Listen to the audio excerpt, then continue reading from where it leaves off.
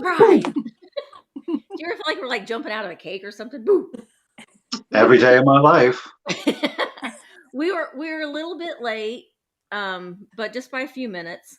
And let me see. I won't let me pull it up on Restream, but I will go back and see who the first comments. And it was Mick Draper. Popcorn and adult beverages ready. Amen. I got water. I have water. No adult Ginger ale. beverage. I have ginger. Oh, me too. Mine's from Burger King though, but it is ginger ale. Burger King has ginger ale? Yeah. Yeah. I only drink, not that I fly a lot, but when I do fly, I drink ginger ale on the plane. It makes me feel so fancy because that's the only time I drink ginger ale. I'd like a ginger ale, please. It's fancy. And it helps settle my stomach because I'm always a little nervous when I fly. It does. Don't drink tomato juice on the plane. That was trying to be fancy one time. I was so sick. I don't think I drink tomato juice on a regular basis. Tomato juice. I don't know what Tomato. Well, do you have any tomato juice? Quick story. One time, my mom flew the kids and I out a long time ago when they had like points and stuff. They flew my kids and I out first class, and my kids had never flown before, and their first experience for first class. And I was traveling with these two young children without my husband, so I was a little nervous anyway. And so we sit down, and they're like, "Would you like some wine?" And I was like, "Is it free?" She was like, "Yeah." And I was like, "Yes, I will." And so I had like 2 or 3 glasses of wine before we even took off. Oh, hey. And keep it coming. Yeah, I was like, "Is it free?" I didn't learn my lesson because I didn't learn my lesson about the whole truffles thing, but I did ask if it was free. Okay, so I see some more of our friends here. Hello, Becca. Becca is here. Hello. I heard a little birdie tell me that someone saw somebody today when they were shopping, and I got all jealous. That was the craziest thing. Hello, Jason. I feel like I just saw you like 2 hours ago. Yeah. That was insane. Yeah. I was totally not by home base by any stretch of the imagination. As a matter of fact, it was about an hour and a half to the south. And I was at a new place to me. And I had just got done asking if I can film. And as I turn, I hear, "I can't believe this." And I was like, and there was Jason. Mm-hmm. Yeah. Hello. Oh, Ariana is eating popcorn. Ariana, I love my girl. She'll always be my princess of Des Moines forever. Des Moines. Randy girl is here, and Jenny, and Sheila, and Judy. Oh, southern Minnesota. Is it cold there? I bet it is. But probably not as cold as where Erin is right now. Oh. So Erin, can you share again? How cold is it there? Well, it's going to be above 0 in the next little bit. But it was minus 25. So no, ma'am, Sam. No, ma'am. Yeah, that's pretty cold. Yeah. Oh, so Jen says it's 6 degrees in Minnesota, southern Minnesota right now. Southern Minnesota. So I want to go ahead and take some time to introduce our panel tonight. First of all, welcome to everybody here to another episode of Vintage Rescue Squad, where we talk about reselling and content creating and vintage and all of those things. So we do ask that if you have a question for one of us, if you would please put it in all capitals. It makes us easier for us to see. There's a lot. Sometimes it goes by pretty quick and we don't always see things. So having something in all caps, it really does help us out. My co-host is always the lovely Michael from The.Cult.Of.Vintage. So, but I want to go ahead and go on over here to Erin, the Collection Vintage. Erin, let everybody know about you, who you are, where they can find you, and what you do. What I do. Okay, so yes, I am Erin. My channel name is The Collection Vintage. I am up in Canada. And I am also on Instagram, where you can follow me more frequently than on YouTube. But the handle is The Collection Vintage as well. And what I do is I thrift. I'm a thrifter. I'm a home decor lover. I also resell pretty part-time, although I just opened a booth in my town to sell vintage. So that is a new thing for me. I'm very excited, and it's going well so far. Yeah, we're Awesome. going to talk about that a little bit. So that's some exciting news, Erin. I'm so happy. And if you check her out on Instagram, she's been posting some pictures of her booth progress, and so it looks really, really good. And then down right here next to me, no, here next to me is Beth, who has almost the longest name as I do on YouTube, Carolina Princess Sweet Treats and Pretties. Hey, So, y'all. Thank you so much, Misty and Michael, for having me on today. I am super excited.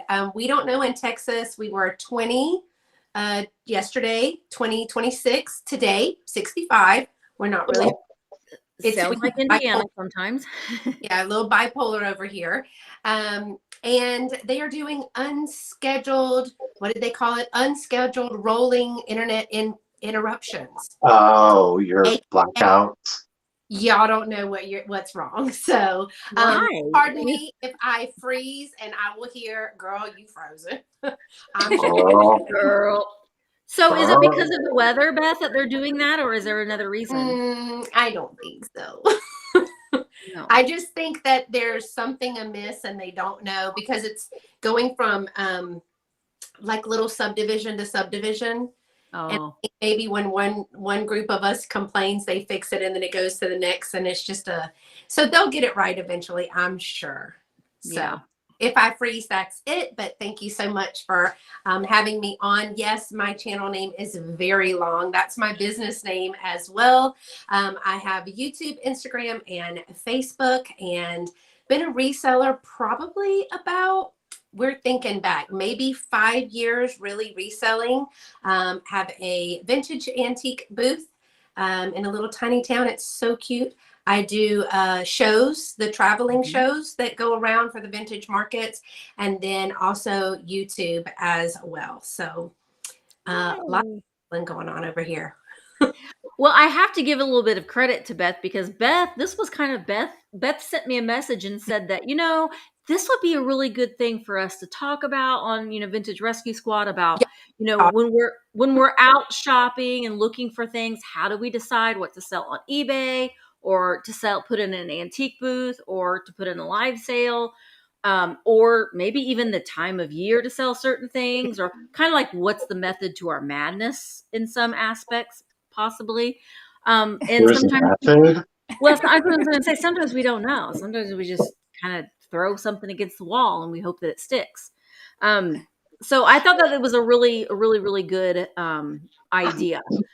So we were going to talk about that, but also if you have any other questions, we like to keep this very much an open forum to where you can talk about a lot of different things, and everybody can hopefully, I know we try to get to talk about everything. We're not going to be able to address everybody's comments. So just because we're up on the screen doesn't mean that the chat can't continue on the side there. So if you want to answer somebody's question, or you have some more input, please feel free to go ahead and put that in there.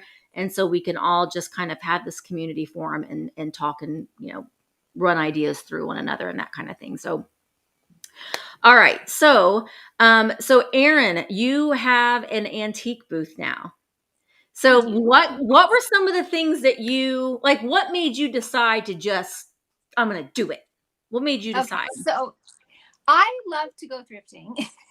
And I do not need anything more. So, I think maybe a lot of people can relate, but I needed to sell things. And I have, been stockpiling for a long, long, long time. And I have a lot of larger items. And I thought, I cannot ship these things. It's just not in me to do that. So I do have an antique mall in my town that I frequent often. And I've been trying for the past year consistently, and even longer before that, I had put my name in to try and get in to sell there. And then finally over the Christmas break, they said, hey, we have a spot open. You're upstairs, way at the back, but at least you're in. I was like, okay, excellent. So it's a spot where I can sell larger items, but it's also a spot that I can, like I've mentioned before, I'm a decorator. And so part of this is putting things together and, decorating with some of these vintage items and showing people how to decorate with these vintage items. So I do like the antiques. I do like the collectibles, but mainly it's, how to use those in home decor instead of just, I don't know. I love, just the collections up. It looks wonderful, but how do you use certain pieces in certain ways? And so this was a great opportunity to be able to do that. And so that's why I opened the booth. The rent is good, so it's not a huge risk. Because I know that I've heard, I know many people who have started the booth and realize it's not a moneymaker, so they get out. But this, I thought it was low risk to try. It's month to month. And so that's good. Yeah.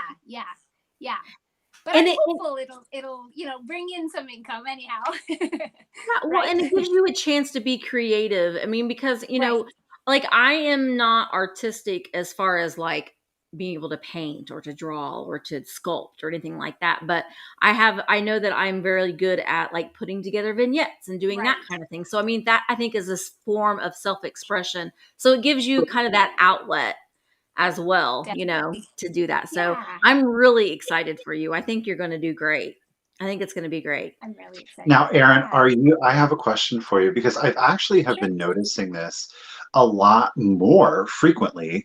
Are you, for like your booth, are you going to brand it as the Collection Vintage? Like, are you, I okay? That's a great idea. Yeah, it is. I am the Collection Vintage.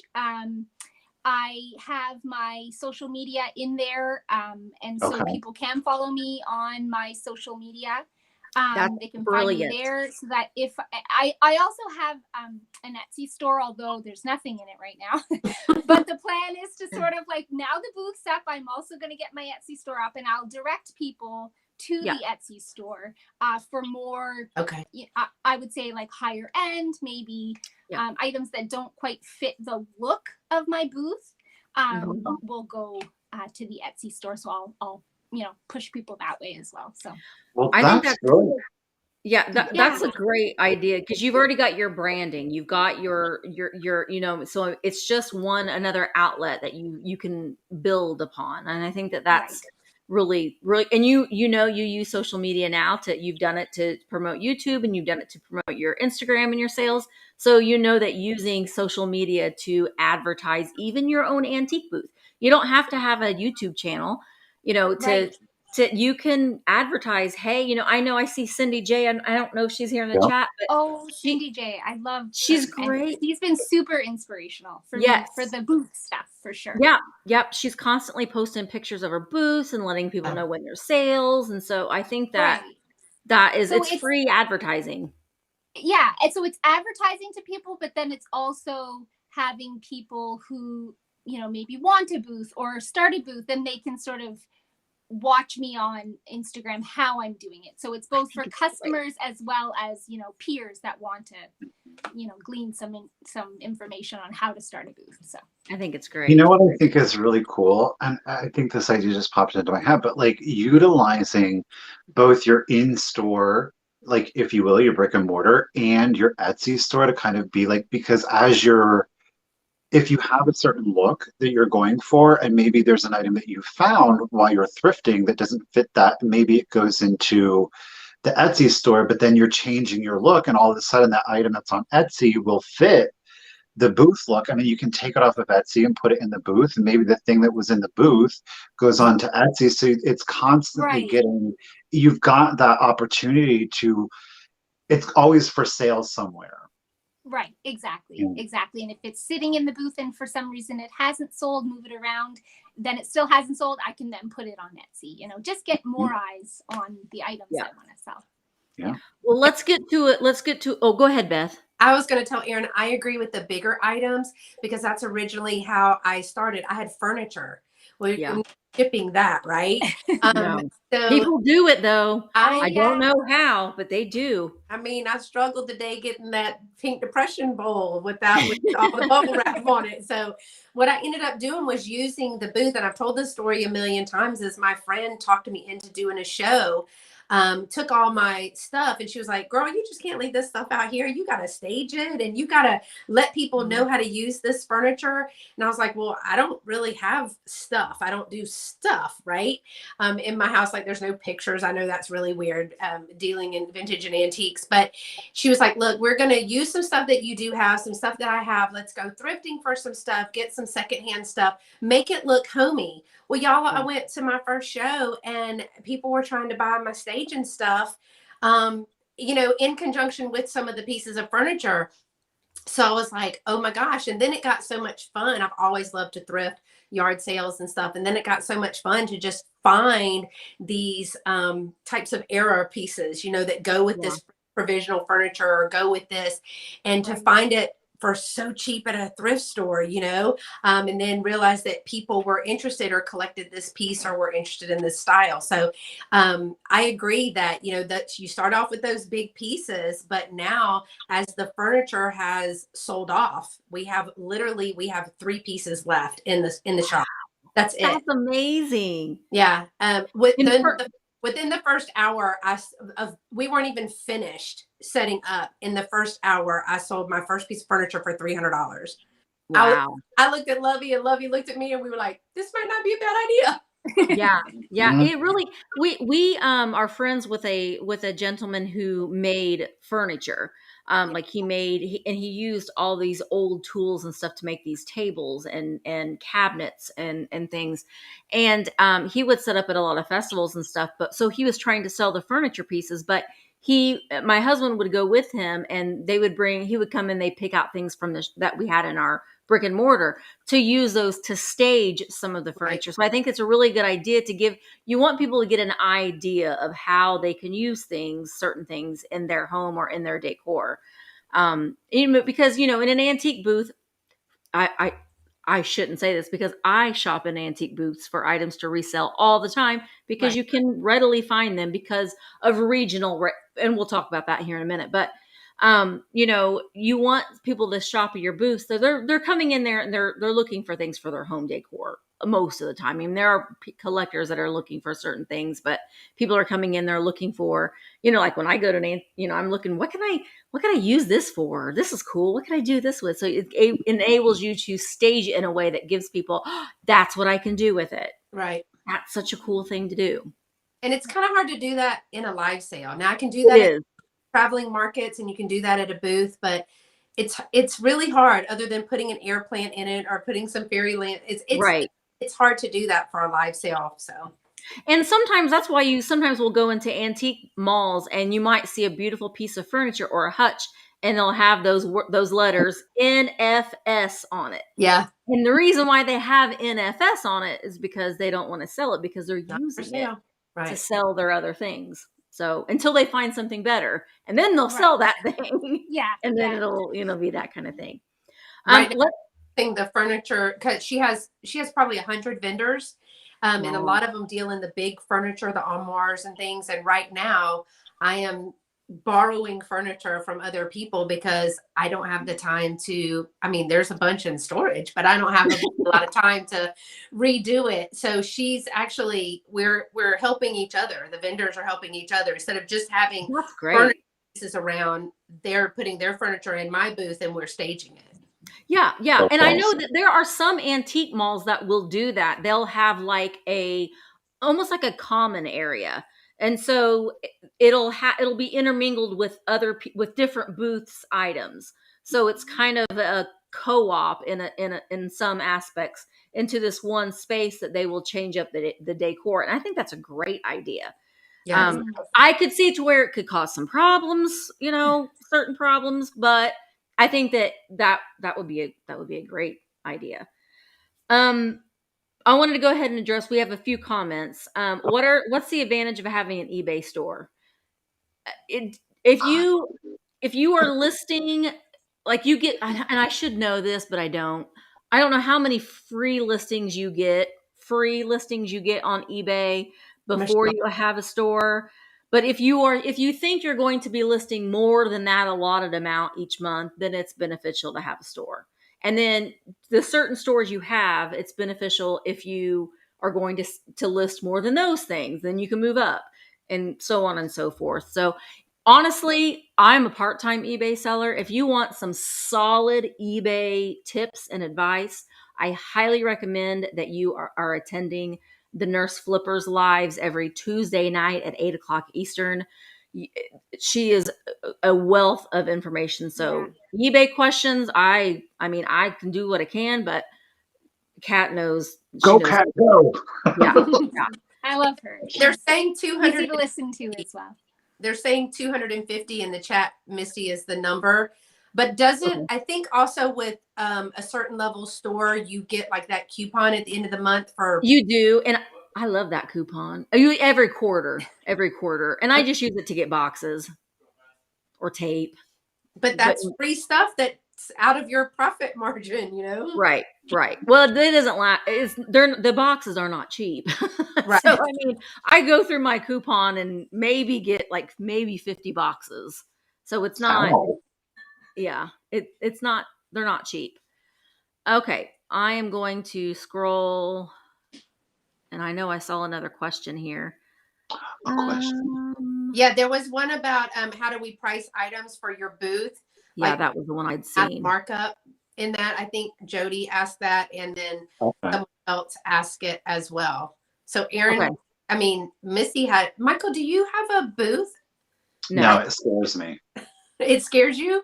Yeah, and I will say this because I want to hear what you ladies have to say about this, and then I can tell you why it scares me. Okay. Erin, what do you think? I'm scared just knowing that answer. I know, right? When I was starting to research how to price items for the booth, I did two things. I went around the mall that my booth would be in, and I checked out the prices there because everywhere is different, right? Like what Michael has in Pennsylvania will be different what Beth has in Texas, and I'm in small town Canada. So, you know, the prices will be different. So I definitely kind of got a range for that. And I heard that you should triple your money that you invest. Although for me, that is a little crazy because I have a lot of mom and pop thrift stores. And so I can get things for like 50 cents a dollar. And I'm not going to just triple my money, right? So I don't actually have a formula that I follow, unfortunately. So I don't know if you can get mad at me, Michael, for that. No.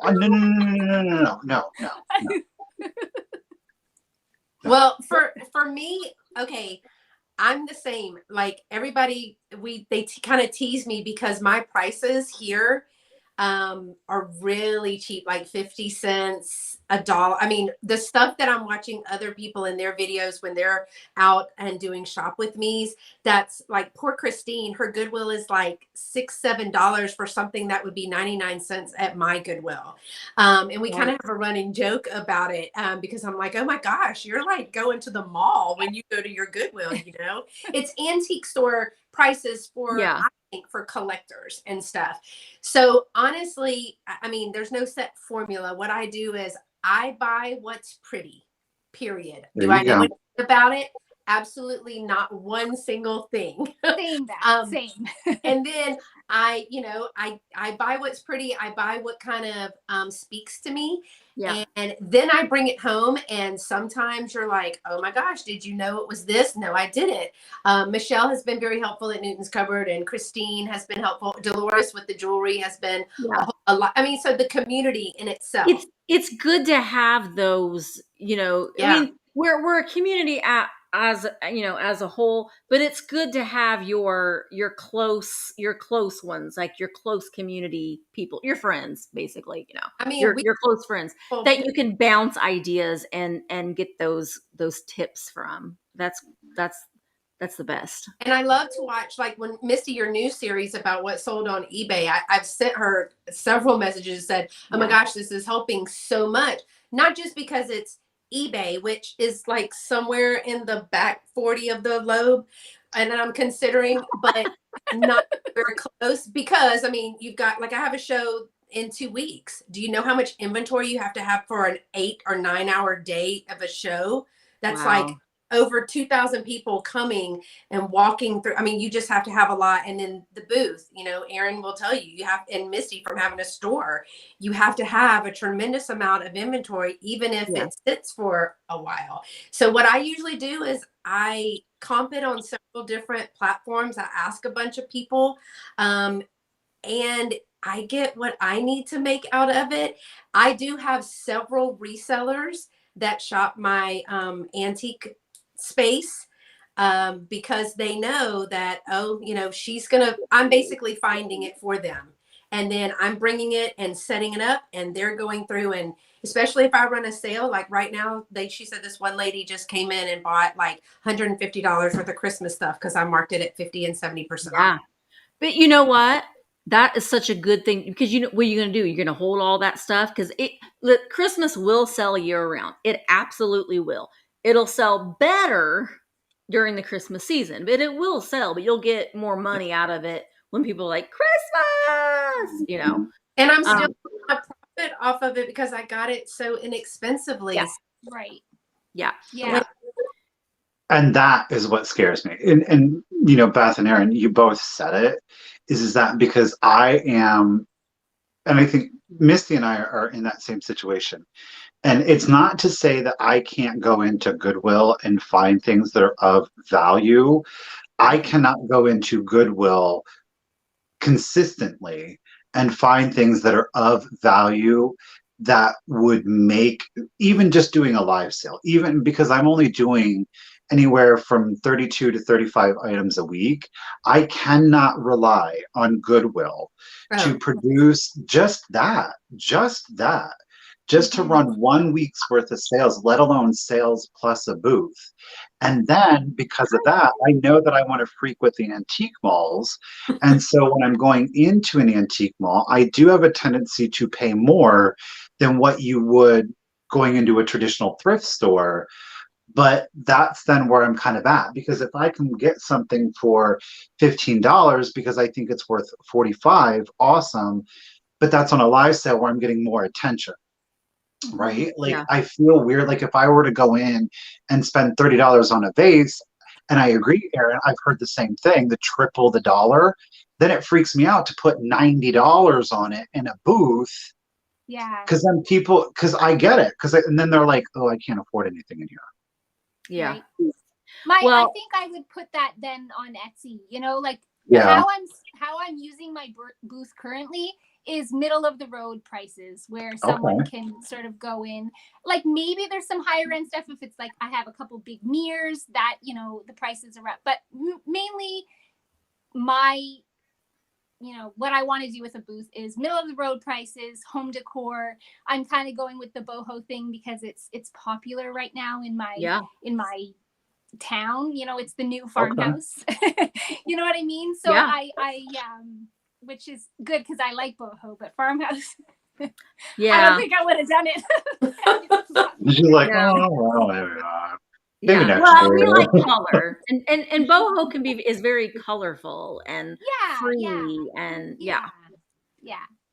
But the same, Misty, when you had your brick and mortar, you know, there are people that's going to look for primitive, and there's going to be people that want that color boho and that true. I mean, it's like you kind of do have to shop for things that are beyond what you would normally pick for your own collections, and have that range when you have a booth.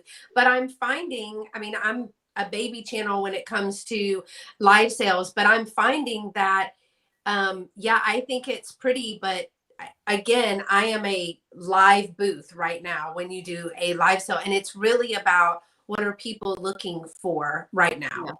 Well, and that's kind of that's the fun part of being able to do the live sales, is because we're curating items. I mean, we know what people are, you know, when you have multiple sales, you kind of are seeing, okay, what's really hot right now? Well, Fenton is really hot right now. Weller, Roseville, those are really hot things right now. But the thing of it is, to find them is at a price that you can resell them for. But it kind of makes it an adventure. Yes. So you get to go and like hunt. Now, I know Well, I keep saying that I'm going to do this. I need to go into my Goodwill and take a picture of, there's one shelf in my Goodwill, two shelves, I'm sorry, and take a picture of what I got. I cannot shop from there. There's nothing there for me but stuff that is poly resin, it broken beyond like even for what I would buy, because I buy broken stuff with no shame. I do. So I need to take a picture in one time, but yeah, Goodwill to me isn't worth my time because I have to go to so many of them in order to find anything. And it isn't an ethical thing. It's nothing like against Goodwill not doing this or that, because honestly, I don't know. I don't know. I don't spend the time to research it. I don't. So I don't want to say that it's anything that I know for a fact, because I don't. I just know for me that I don't have the time to go to 5 different Goodwills to get one video or to find 3 things, when I can go into an antique mall and I can fill up my entire cart. Now I may spend $500 to $600 at each antique mall that I go to, but I'm still able, I'm keeping in mind what I think that I can sell it for. Sometimes I break even. I do. It happens. If you're spending up on things, that you are taking a risk. Yeah. You're taking a little bit of a risk, but I just like to put my money back into small businesses. And Ariana, I am so jealous of all y'all people that get to go to the estate sales, because I don't get to. We don't have them here. No, me either. I'm coming to Georgia and I'm gonna knock on your little cabin out in the middle of nowhere, and I'm gonna say, I'm here, Ariana. Take me to the estate sales. So you wait. Ariana and Liz Retro, so I'm coming. And I'm gonna knock on your door. They have estate sale circuits here. And you like get on their mailing list and they will say these sales are coming up. And it's like there's different companies that do them. And a lot of them, I'll be honest, y'all, I'm just too lazy to drive I'll drive 45 minutes to my booth, no problem, because that's my stuff. Plus, she's got 100 people in there bringing stuff, and she's consignment. So, hey, I can just shop from there for 2 or 3 hours. And she's, she gets tired of her stuff that's there, or people don't come back and claim it. So she'll just mark everything in this booth over $1 is 50% off. Wow. Great days. But I'd be coming in there with a bucket. I'm here. Right? And I'm shopping today. It's a little bitty, like one street town, but you go across the highway and it's a whole street. And then you come back this way and it's a whole nother area that's just antique and thrift store and vintage store. After, like, we're going to Rosenberg, Texas, and the entire street on both sides is nothing but antique and vintage shops and malls. But can you see, I'm saying this, and I think that it brings up an interesting point. And I don't think that we have to delve too far into it, but I think that that is exactly it, because we have one of those that is around here, and it is out of Adamstown, Pennsylvania. And I just want to make sure that people understand the importance of that, and that there is a draw when there's a concentration of small businesses. Because then if I'm going to drive 2 hours and I know that there's like 6 places that I can go to within 15 minutes, I'm going to go there. Because I can hit up all of these. And I think that that's so important that to remember that it really does sometimes take a village, especially if you're a small business, to work with other small businesses and not turn it into a competition. Because once you start turning it into a competition, you are alienating yourself, and you are removing yourself from a community that should be there to help and support and grow with one another. That's not to say that everybody's going to be on that, and that is what it is. But for me, speaking for myself, I think that's extremely important to recognize the importance of teamwork. Yeah. Absolutely. I would, if I was like, I'm gonna open up an antique mall today, or or an antique store or whatever, I'm gonna look for an area that has other antique stores and shops in a general area.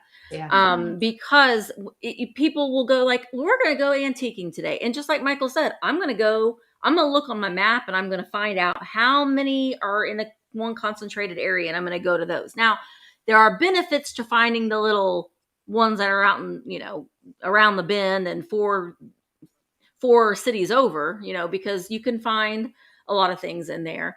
But you can also you can pay up for those things. When you have a collection of them that are closer together, they're a community, but they're still in competition with one another. So they're going to run sales and that sort of thing. So, and this little street in Rosenberg is, I mean, I learned about it.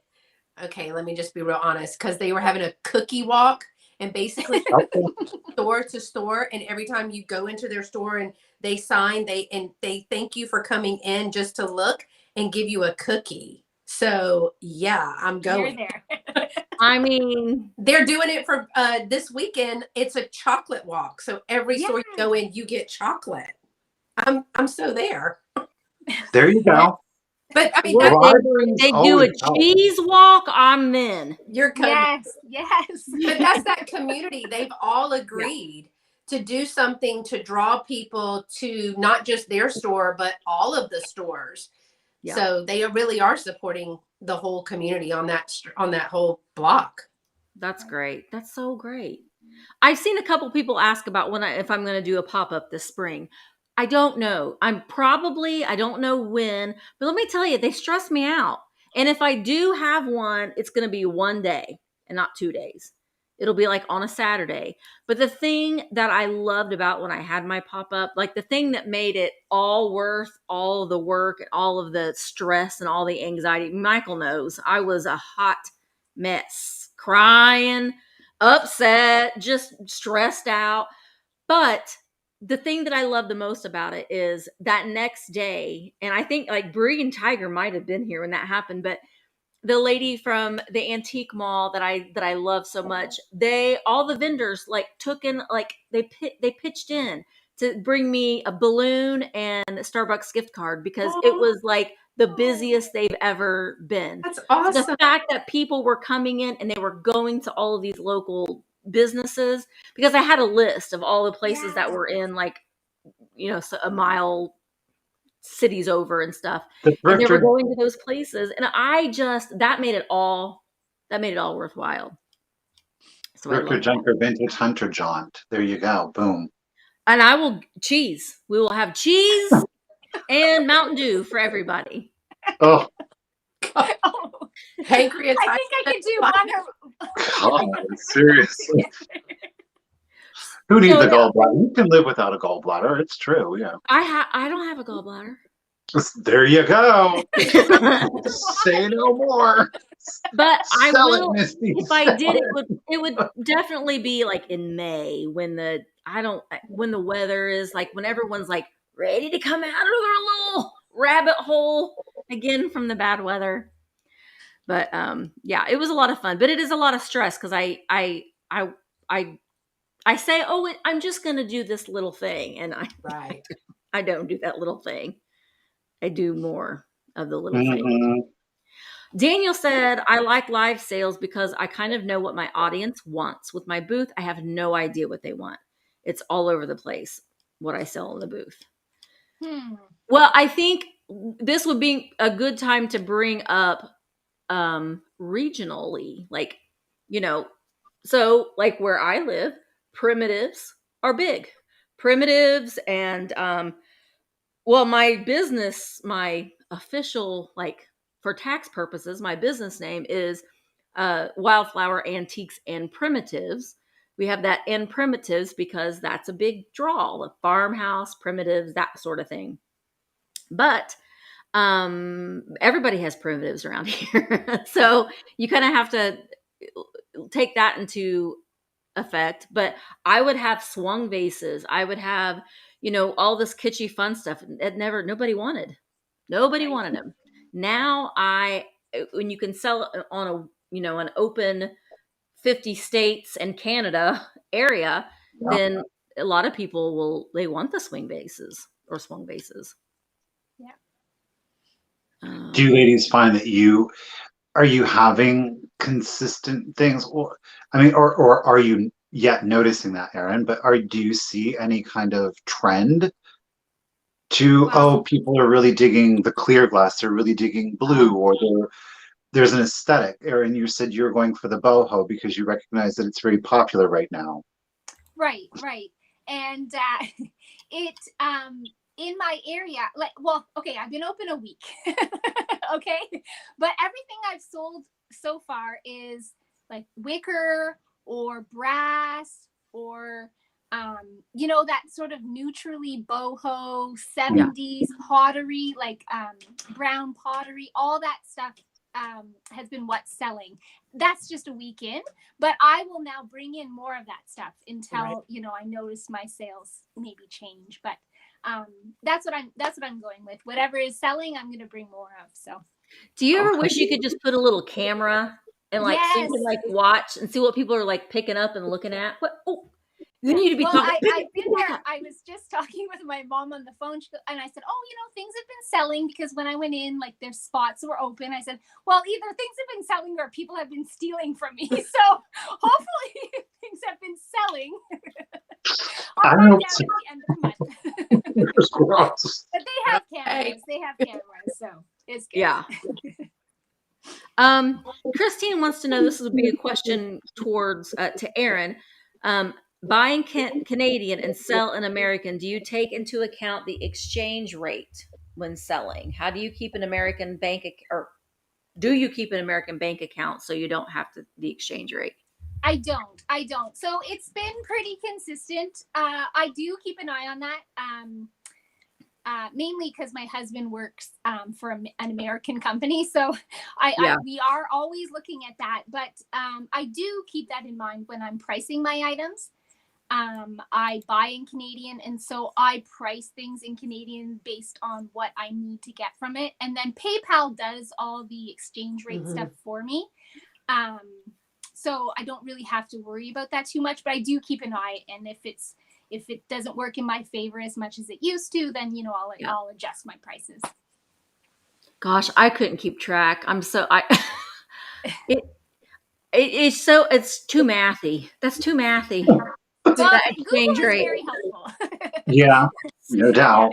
Yeah. Like if I were to ever go out of the country and I was like left to my own devices to like buy things, I'd be like, I don't know, is this enough? I'd be like that little kid that like has a handful of quarters that goes to the concession stand. Do I have enough? It's but the math is universal though. That's the thing. True. So it's just a different way. Now you're just being technical. It's still mathy. It's still mathy. Math. I mean, do we all want to hold up our big tubs of receipts that we all are getting ready to go through? Oh, just don't talk about that. It just stares at me, just like taunting me that I have to tackle that. I don't want to. I look forward to it. I like doing that kind of stuff, though. You're a monster. I know. I know. That's why we get along so well. I like doing that. You like shipping. That's why now we've finally figured it out. We're both freaks of nature, just in different ways. Yes, I was so mad. Michael knows this. I was so mad on Thursday when we got that snowstorm and I could not get to ship. I was cursing. She got out there Friday, folks. She got out there Friday. She did. She took to Instagram and said, well, I'm out. I'm free. I hate not being able to get my stuff done. Laura, Kitty Vintage. That live sales give people a better option for everyone. Plus, a lot of folks can't get out. I also believe the live sales show the true value of the items. The bidding is a great idea. Well, you know what? Let's just talk about the live sales for a moment. Shall we? Shall we? This is the thing that I want to say is, yes, the live sales are great. They are. They have grown tremendously. When I started doing mine, didn't know what I was doing. And I don't, if she's here, but Michelle Newton's Cupboard, I will never forget. She was there. She's been with me from the very beginning. And I was like, you have to this is the way that I used to do it. You have to email me if you see an item that you want. I was live. You had to email me. And then the first person to send me an email will get that item. Yeah. You waited because that's the way to do it. through? Oh no, Michelle was like, Misty, you just look at the people that are making comments. They can be the first comment that comes up. And I was like, you're a genius. I didn't even know that was a thing. She is pretty smart, that Michelle. She is, yeah. So I was like, yeah, okay. Well, then things change and things evolve. And then people were mad because they didn't have a fast internet. And I would get so many emails. I love your sales, but I can never win anything. And then, we're trying different things to try to make it as fair as we possibly can for people. And, and then, we started doing the just in case and at the very beginning, it was like, oh, well, they're just greedy.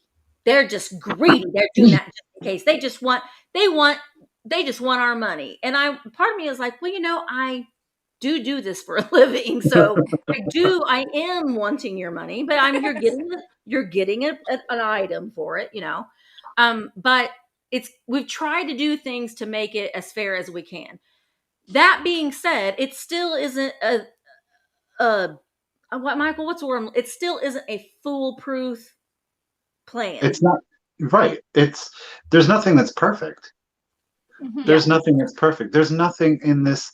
I think I can certainly say that I know that the four of us sitting up here, and I would think that everybody in the chat, or whether you're just viewing, I think that we've all come to a point in our lives at an age through real life world experience that we have discovered that there is nothing in life that is what we would call perfect. And that's okay.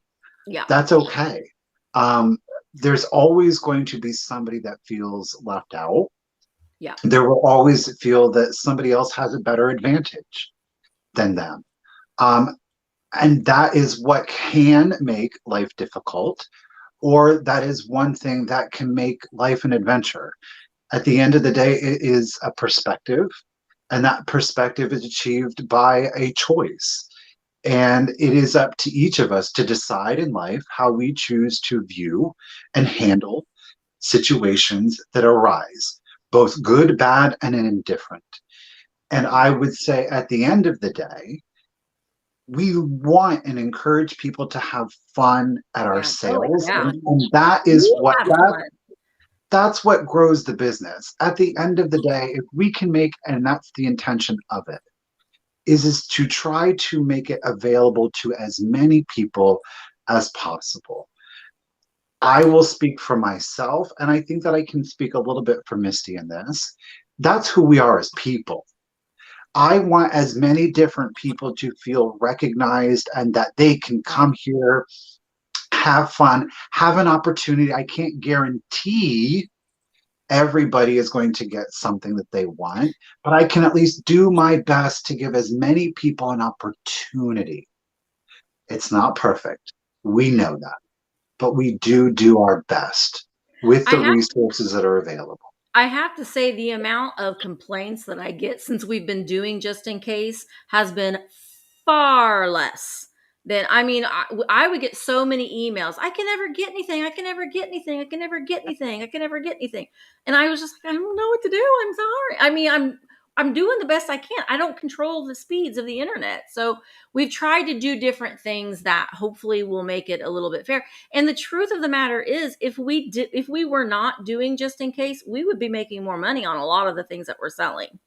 And you have to understand though too, I'm going out and I find these amazing fairy lamps, but I've paid over $100 for some of them. So,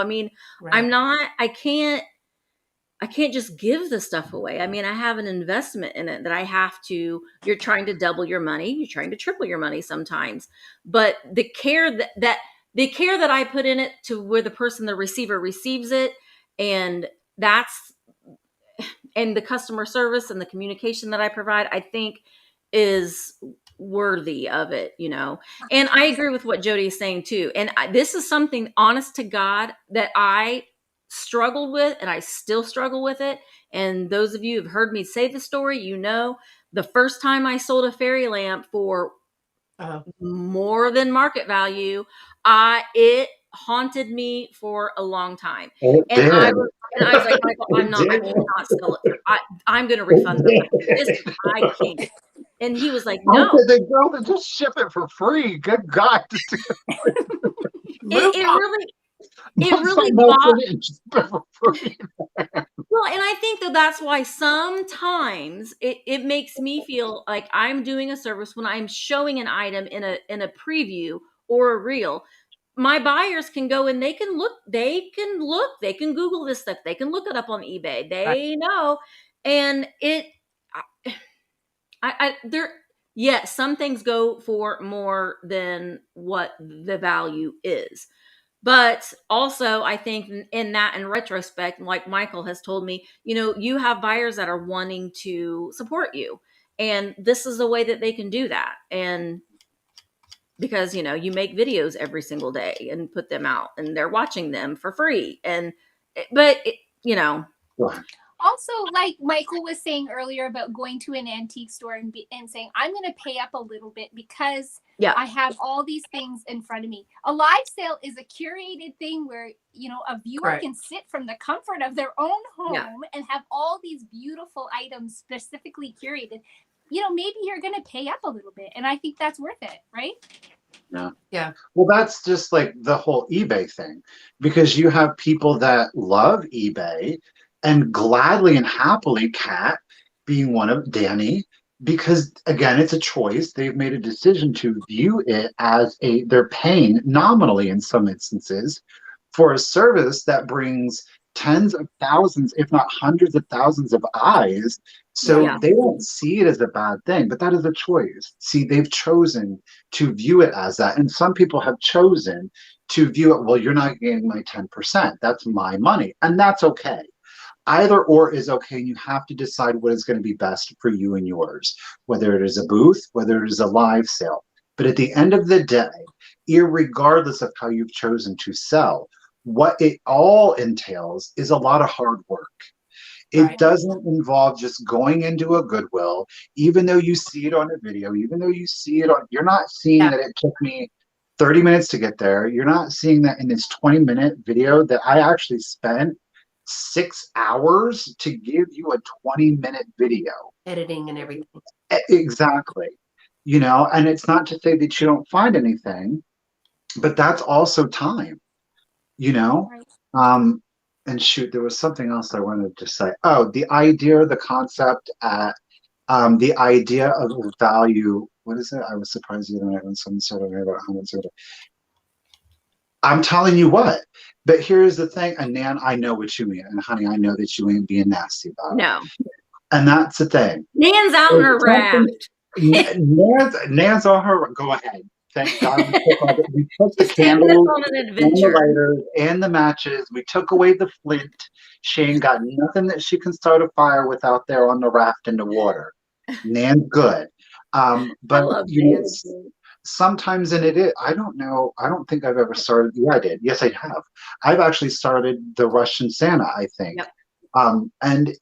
But again, that's what I put into it. And I didn't know if I was going to make money I started at what I put into it. And a lot of our higher end items, we start at or right below because I start below. We hope that, I don't know. And I understand what Jody is saying about the idea or the concept that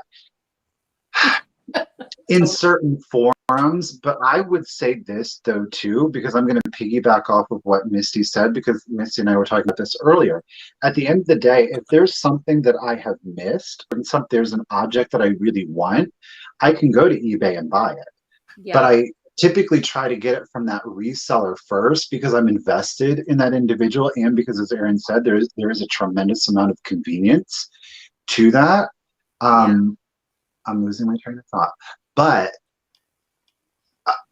I don't know. I don't know. I kind of struggle with that because at the end of the day, look, I won't give her age away, but my mother, and she's told me this, Michael, people are only going to spend what it is that it's worth to them. It doesn't matter what you started at, it matters what somebody else is willing to, because that's what drives the price up. But at the end of the day, people are only going to spend whatever it is that they want to spend on, period. Doesn't matter. Nothing, whether it's buy it, and whether it's a claim, whether it's eBay, whether it's just in case, it doesn't matter. None of that. We're just arguing about or bringing up semantics. There was some issues with that happened in the sale last night that I am not happy about, and I'm just gonna again the curtain's coming down. I'm not happy that there were people that there was people that were there. They were bidding on things, and people kept saying, "What did I do?" No, we're all just hiding. Beth is just tripping me up right now. Listen, I don't get very heated. This is about as heated as I get. That's what I said.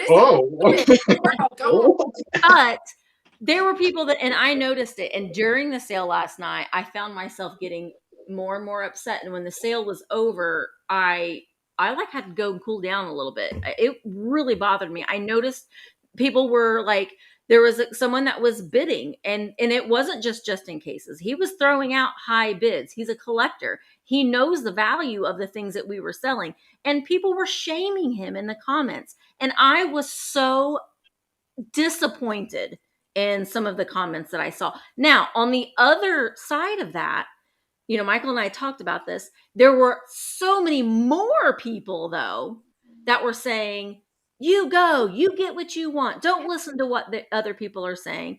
And I just like, I guess my point is, if someone's going to come to my sale and they're going to continuously shame another buyer, I'm going to block them from coming to the sale. I mean, I just am, because it isn't fair just because you're having feelings because you didn't win something. I wish that was my only problem in the world, that I had to be upset because I didn't win something in an auction. That isn't the only thing that's available in the world. You can go and find it at other places, you know. I was very upset, and I've been upset about it all day. I'm a simple girl. I'm a simple girl. And the way that I see all of this, it's kind of like a carnival. We all go to a carnival to have a good time. Now, sometimes your mom takes you and she's got $20, and sometimes your grandma gave you $5. You play all those games. It doesn't mean you're going to win. And when you finally win that 2-inch teddy bear, it might have cost your daddy $200. Right. But it's far more. It's just about the fun of it and getting to do the home shopping network. I mean, it's just fun. Find joy in the littlest things. And if hanging out with your vintage loving friends does that, it can't be a competition, or it's not fun. And we're supposed to all be having fun. Yeah. And that's the thing of it, is that person that was, he knows his stuff. I mean, he knows what he's doing. So, well, I just want to say this really quick, and please, Misty is serious, and I back her up on this. But you also have to understand is that, and y'all don't see Misty get upset. Y'all, you know what I mean?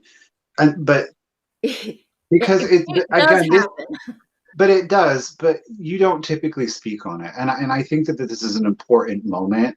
I think because when you have somebody like Misty that isn't one to really want to stir it. You know what I mean? It's because she doesn't want people to be treated poorly in her home. Right. And I think for each of these ladies on here, and I think for a lot of content creators, especially when you're doing a live, it's an extension of you, and you want people to feel welcome. And we say it all the time. You don't have to bid. You can watch, and we would love it if you would participate in the chat. A lot of people don't, and that's okay too, because if you're being entertained, then cool.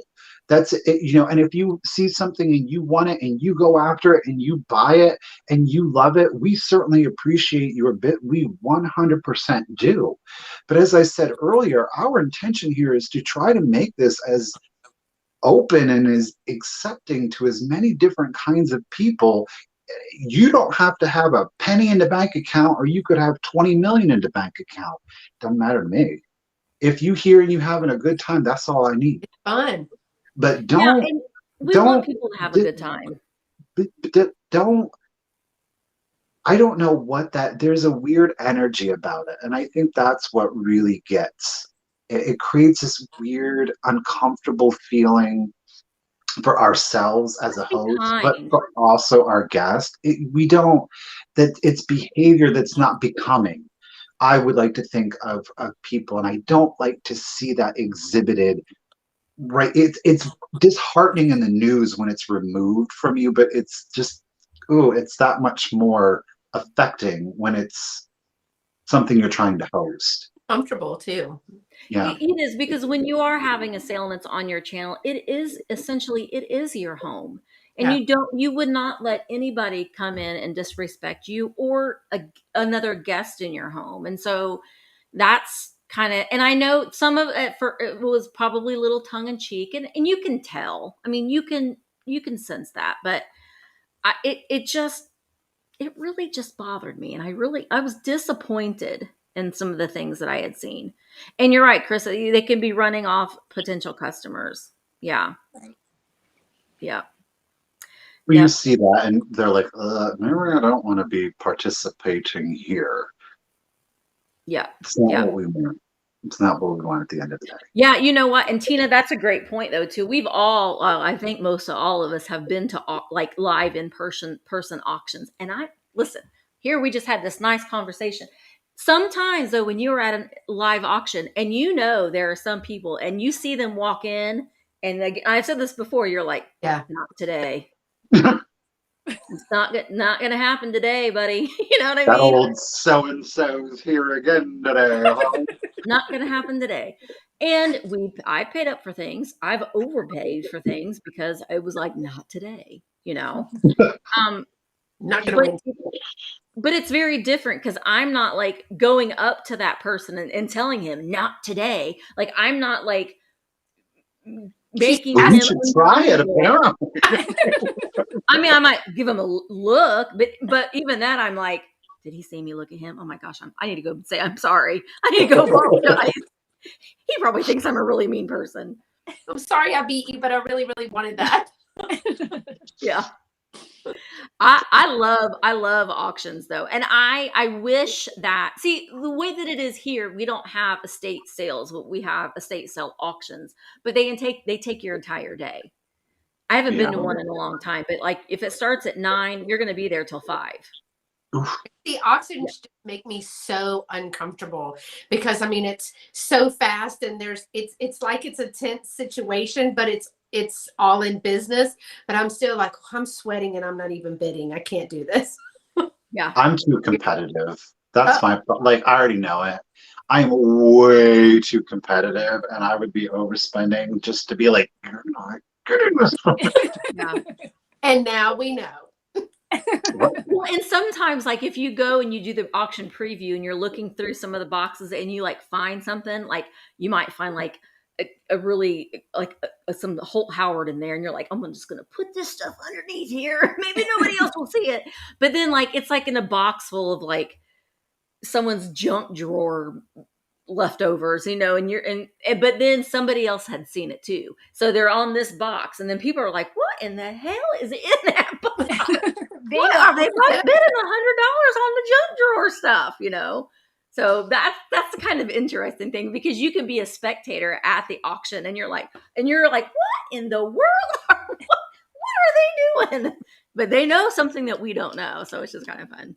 Mm-hmm. It's kind of I would go because I would love to scavenge all the free stuff though. Oh, that's the best part.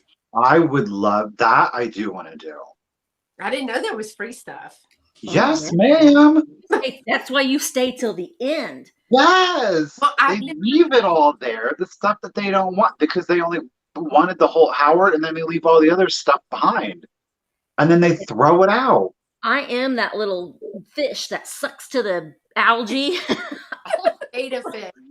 Yeah, it is. And you're like, this is free? Well, I'll take this book, and I can, if it's free. If it's free, I'm taking it. I do not know what it is. I'm taking it. So do something with it. Famous. Just stop. Or just I'll be the one to donate it, There you go. Right. Exactly. I'll just take the boxes, and if I don't want anything in it, I'll just give it to whoever. Yeah. Now, Tina, I had stopped doing the high bid auctions for several reasons. the main reason, honestly, is I cannot tell you how many times I have won something and just never picked it up. Oh. Because so that, and two, like I might be bidding on a bunch of stuff, but then I only win one thing, and then I have to drive an hour to go pick up that one thing. That happens to me. I'm like, forget my $4, whatever. Yeah, I don't even look at them anymore. An hour for a $4 item. Had I won the other 3 lots of things that I wanted, then sure, but yeah. If it's free, it's for me. That's right, Helen. Go ahead, Helen. Helen will turn it into a big craft. We love it. All right. I know I probably missed some things up here. So one of the things that I wrote questions, because originally y'all were going to do this topic and I was going to ask y'all questions. So one of the things is, what is how do you go about when you had a brick and mortar, or now Erin, you have a booth, how do you go about picking things and determining on which platform? Because again, in the rear frontal lobe, I'm listening and trying to cipher everything that people are saying about eBay. I'm not really sure, do you put your vintage type things on eBay, or you don't, or you leave those? I mean, I know weight and all of that, you would put the bigger, heavier items in a booth. But what do you pick to put on those different platforms? What, like live sale or eBay? Well, I don't put a lot of like my glassware and stuff, because I know I can sell them quickly on a live sale. If you look at my eBay, it's mainly like vintage games and vintage puzzles and vintage toys and action figures and home brand new sealed things that I can pick up and resell at a thrift store. But it is my goal. I do want to start putting more vintage items on there. I just haven't yet. Mm-hmm. What about you, Erin? I have, while I was going through all my inventory to set up my booth, I did have like the Etsy pile where things that I won't bring into the booth. One of the determining factors was, is it very valuable but small enough that someone could pocket it, really easily? I don't want to put that in my booth. I'll put that on Etsy. Also, for me specifically, if it's an item, like you were saying, if it's pretty, I buy it. Beth, you were saying that before. I do a lot of that. So if it's pretty, I buy it, even if it doesn't have, a name to it. Then I'll put that in my booth. But if it has, a Holt Howard or a Lefton, or something with a searchable name, I'll put that on Etsy. As long as the value is there to make it worth it for me to ship, because that's time, and I should be paid for my time, right? So if it's a valuable item like that, but definitely if it's searchable in a search, then I would likely put it on Etsy. But that's a great tip.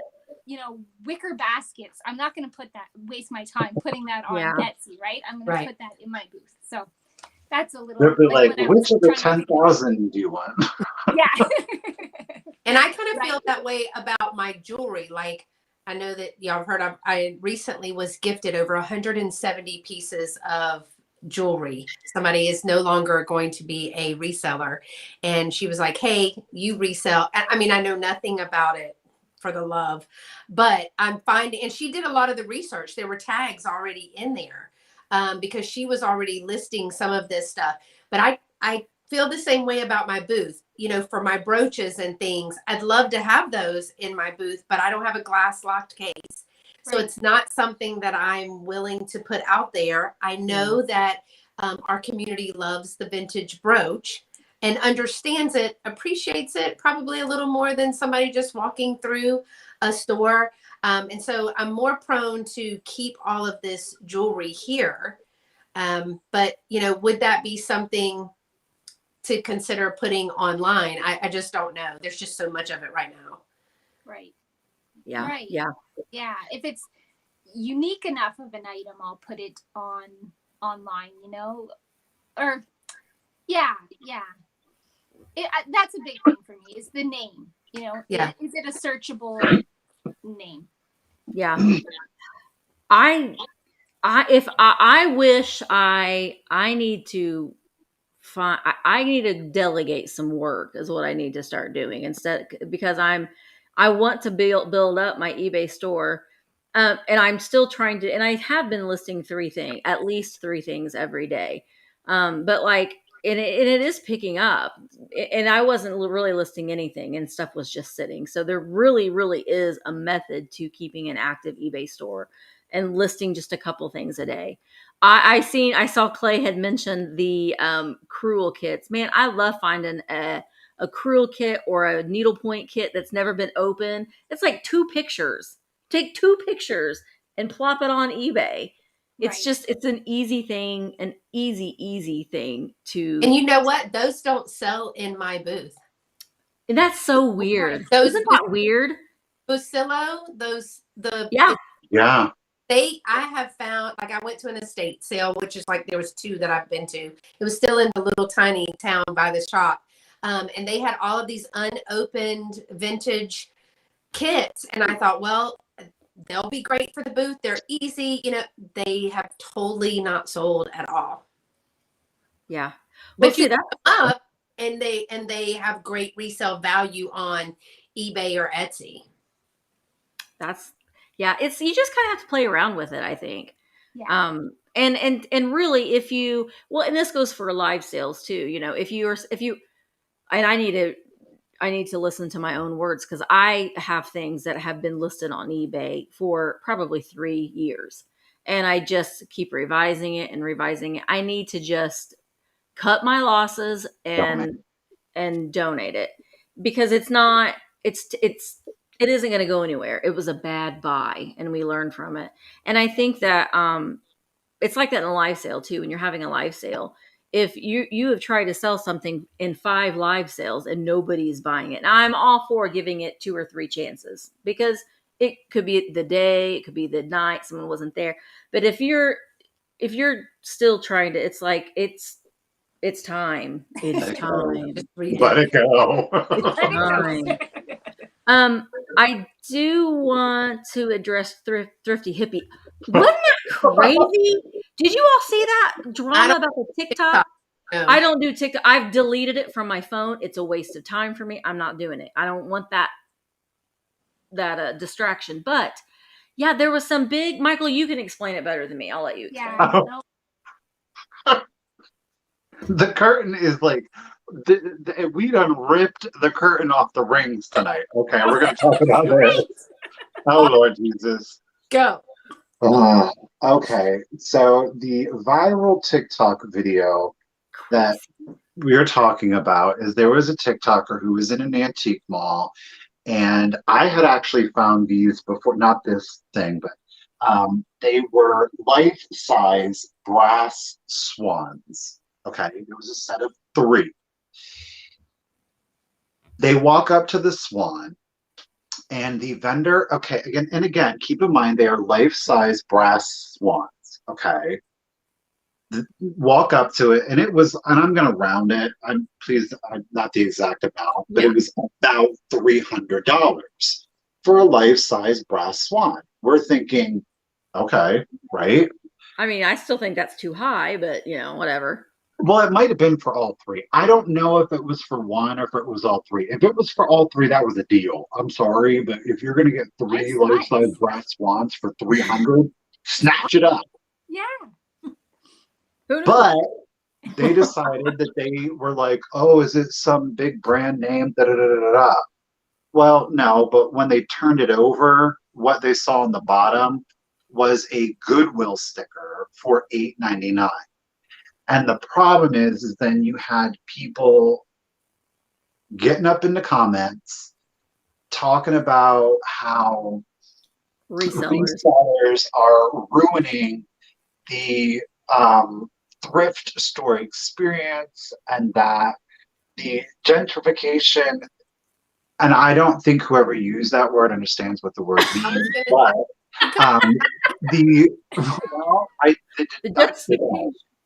but the gentrification of Goodwill is due large in part to resellers. And, you know, it just went from there, and everybody had all of these things to say. There were some people, of course, that were defending the reseller. I have I have my own thoughts and opinions on this issue. Um, and I have made a video about it, and that video speaks for itself. It is a personal decision. Oh, Um, no, I think the bigger issue though, Michael, is that they were saying that the person is buying it, they're trying to sell it for $300 and they bought it for right. $8.99. Oh, okay. Well, but that's what the big issue with it was that a lot of people were saying that resellers were gentrifying Oh, the yes. Yeah. thrifting experience, and because of that, then Goodwills and thrift stores were raising their prices, and then because resellers were going in there, that all of a sudden now everybody wants to go in there, and then the thrift stores recognize that and they're raising their prices. Which, look, at the end of the day, of course they are, because they're a business, and it doesn't matter how they want to choose to spend the money. They are still a business, and they have to generate not only revenue, but more importantly, they have to generate profit. Now, we can get into the whole idea that everything that they sell is profitable because it's a donation. But we won't get into that. But the idea that a reseller is gentrifying shopping, I don't think that is true. I think there's a very large movement, especially with young people, where it has become socially acceptable to go to a thrift store and to look for especially name brand items that they can get far like that. There isn't a social stigma. Do you mean that as is people that were associated with it. Do you mean as people that were born in the 1900s? The people that were born in the 1900s. Oh, God. Have you heard that? No. Listen, all you people that were born in the 1900s.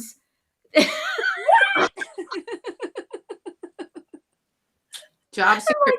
I'll have job security right there. Me? I was born in the 1900s. But I think that's the thing, though, is that that's not, we can't pin that on resellers that somehow, and I think that's a good thing.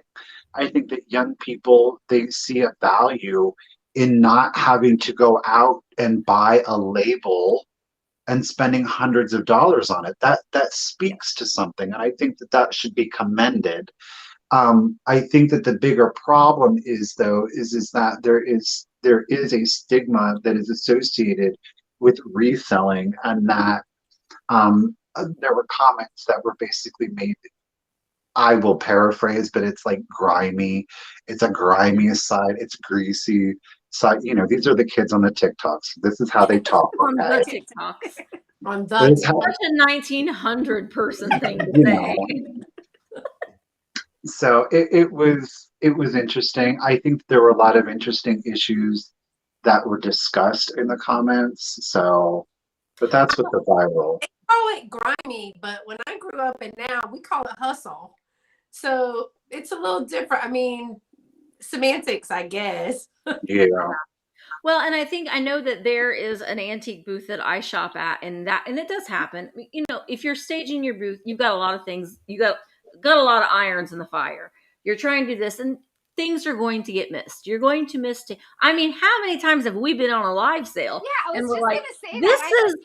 Oh, wait a minute! Oh, crap! I'm asking $10 and it was 50 cents. Whoops. Right. I've done that before. So yeah, it happens all of. But what this antique mall does, I guess, it depends on who's working that day, because I think it's a co-op antique mall. So the vendors will have different days. They will, if you leave a price tag on something from another place, they will charge you for the price that was on the So it kind of makes them double check their things a little bit more closely. Yeah. So here's the bottom line. The thing of it is, what we do. This is what we do for a living. I'm a reseller. Do I want to make as much money as I can for the items that I'm buying and reselling? Absolutely, I do. There isn't anything wrong with making 3 times your money of something, because there's a lot of work that goes along with that. And like Erin said, our time is very valuable too. So, it isn't a grimy thing to do. We're a legitimate business, just like any other business is in retail. No, but that's the thing. And we've talked about this before, though, because I don't think that, unfortunately, and we also have to understand the age demographic that TikTok does cater itself to is a younger person. So they might not quite understand the concept of capitalism and exactly what it means that when you go in to a Walmart or a Target or, oh, I don't know, any business in the world, most of those businesses don't charge you what they bought the item for because they have to pay their bills. So it might surprise you that that $200 Champion sweatshirt that you bought, you can go to Walmart and buy an identical one for $8.99. Yeah. But we're not sweating Champion for that because go Champion because it's cool, it's popular, it's awesome. Okay. You just buying into it. Right. It's true. It is true. It's the same thing. If nobody wanted to spend $300 on a Champion sweatshirt, Champion wouldn't be making $300 sweatshirts because everybody would be fine with the $8.99. Well, think about our cell phones. How much are we paying for a cell phone? Holy cow. $1,000 for a cell phone? $1,500 for a cell phone? But you know what that cell phone is doing? That cell phone is providing a service. And it's kind of like eBay too. Like people are like, well, what do you sell on eBay? Well, eBay is providing a service. So you're paying for that service from eBay. You're paying those fees, but that's the service that you get paid for your item to be seen worldwide. Yeah. So there's a trade-off there. If those kids would feel the same if they were to get a vintage like AC/DC shirt and be able to flip it and make all this profit. I wonder if their minds would be changed if they saw. Well, girl, you know it would. Well, I'm just saying. He was pressed because he was like, damn, I passed those birds by 3 times in the thrift store. I didn't know they were $300. Then he want to come in there and try to make it like, oh, it's so bad. You just mad and jealous. Get over it. Go find some brass birds. How much did you pay for those shoes, Chucky? How much did you pay for those shoes that you have on? Because you know where I buy my shoes? From the thrift store. You know. The other thing that kind of gets brought up a lot, and I have noticed that's been getting brought up is, you know, the fact that we do all of our items offer up, and that is because of the lag. It's because of the lag. And honestly, once I'm giving away a secret here. Once I start to begin to feel a little bit uncomfortable about what I'm selling something for, I immediately start to count down. I do. And I'm like, okay, we're going to start counting this down. Or sometimes I'm like, this is taking too long because I want my sale to be really no more than 3 hours. So yeah, that's a little, you say like, oh, she's counting that down fast. That's because Misty's like, let's count this down. You know what I mean? So it's a fun job to have. I love what I do. I absolutely love it. And it's such a wonderful thing to be able to do something that you're so passionate about because you don't ever feel like it's working. It shows on my face. They're saying we know. Really? Gosh, Golly, I need to work on my poker face a little bit more. I don't. I'm just like, really now? Okay. Yeah, you do. I'm just like, okay, well, all right. You know what though? Here's the thing. We do our things all. Occasionally, we'll throw in something that's a fixed price item. I do want to try to do a couple items that are fixed price, but I'm telling you, the amount of complaints that I was getting when we had things at a set price far outweigh anything that I get now. But the thing I want to say about that is it's okay. It's okay. I run Michael's business is he pays taxes. He has his tax ID number. That is his business. Just because we're having a sale together, we stay on the, we have sales together a lot because we have the same philosophy as far as how we run our sales. But Erin may run her sale a completely different way and have her own set of rules, but that's okay because it's her business. Beth, she's having a live sale. She may say, you know what? I'm going to do it just in case, and you have to do $5 increments or whatever. She may decide to do that. Way too mathy. Well, I know. But that's okay. The point that I guess I'm trying to make is Walmart and Target have completely different policies. They're probably very similar to the same. So I know that a lot of people are like, I wish everybody would just do things the same way. But you can't ask that for us because we have our own business. We are entrepreneurs. We're hustling. We're doing what we can, and it isn't a cookie cutter. It's not a cookie cutter. So, well, by extension, though, we can't. But that's the thing, though. We can't have. It's a relationship. It is a transaction. It is a business. We can't be expected as businesses to all run and operate the same way, because if that were the case, then shouldn't we expect all of our customers to act and behave in the exact same fashion? You have to pay in this time frame. You have to email us within this time frame. And if you don't adhere to these rules, well, I'm sorry, you're no longer able to buy, not only from me, but any of these businesses. Well, and also, what are we supposed to do? Someone comes in and they're coming in. They're like, well, they bought this, they bought this, they bought that, and they bought everything. So essentially, if someone's going to complain about that, then I guess we need to start saying, well, you're only allowed to buy 2 things at my sale today. Once you've bought 2 things from me, you can't buy from me any longer. I mean, but what's the alternative? If someone's going to come in and they're winning every auction, everything, that's just because they got the money that week, I guess, Right. So hey, look, if you got the money, you worked for it one way or the other. You worked for that money doing whatever it is that you do. It's not my business. And if I get to benefit from it, thank you very much. Yes, and we have. Go ahead. Well, I'm just going to address. Someone had asked, do they need to register or be actively bidding when we get to the countdown? We ask that you are actively bidding before you throw out a just in case, but it doesn't happen all the time. And I'm doing 15 things.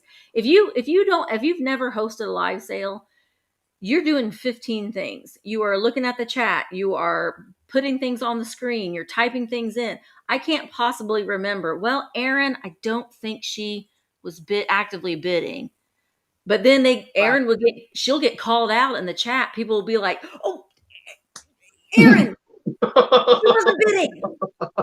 So it isn't something that we ask as a courtesy, but we can't make it happen. And I like the just in case. It's just exciting to see. And honestly, I'm going to say it again. I could be making a lot more money on a lot of things if we did not honor the just in case. We just see it as a fair playing ground for everybody's internets. I do want to get Nancy's question. For new tubers wanting to do live sales, how do you increase your subscriber count? Wow. Content. I would continue with the content, even if, that's the only way I think you're going to get subscribers, is giving people, something that they want to come back time and time again. And that's why people subscribe, right? So provide content, whether that be thrift hauls or, whatever it may be. And, people will subscribe. Be friendly, have good lighting, let people be able to see you. I think that, Erin, that's such an important thing. That is, your lighting is, you can get like this little ring light that I have that I'm using. It was like $25 on eBay, on Amazon. It's just a little portable ring light. It was cheap. That is the thing. I think above anything else doing a lot, honestly, even before you have the subscriber count, is you have to have good lighting. You need to sit in front of a window if you're doing them during the day. If it's dark, the people cannot see what you're selling, and they're not going to get it. Yeah. But that's the thing. Go ahead, Beth. Sorry. I'm sorry. I also think that a channel subscription is kind of like a magazine subscription. Yeah. You know, you get a magazine subscription because of the articles or the ideas for decorations or the pictures. You don't buy a magazine just for the ads because they're trying to sell you something. And so for me, I look at the content as something that I would want to watch. You know, there's so many live sales right now. I tear out all the ads in a magazine, right? Because I want the content. So that's just kind of how I look at a channel. The content is really, whether you're just learning something yourself and you're sharing how you're walking through it and learning, or how you're organizing, like how do you organize your inventory, or I've got to make space because I've now decided to become a reseller, or any kind of journey that you have. I think that's all content. Yeah, I think Bravo, so. well said, Beth. Yeah, Beth. Practice that. Listen, Beth is used to speaking in front of people. Yeah. Came off without a hitch. I did want to say, I did see Michelle. You know, if you are doing live sales, you do need to make sure that you are following all of your state's rules. In the state of Indiana, you do not have to have an auctioneer license if you are selling items that are yours. Like, I've bought them, they are my items, and I'm selling them. I'm not going on and say, "Oh, Beth, I'll do an auction for you and we'll sell the things from your booth." It's not mine, so I can't do it. So you do have to make sure that you do double check. So that was a good point to bring up, Michelle. Because we talk about in our friend group, we talk about that all the time. And you know, when I say in Texas right now, we have something very different that they haven't changed, which is a virtual garage sale. Changed it yet. I'm sure they'll get on the bandwagon, where right now everything that is what we would consider e-commerce, that is not on a third-party platform like eBay or Etsy, they are considering that a virtual garage sale. Now that's probably going to change. It started due to COVID. And I'm sure that will change. And it will.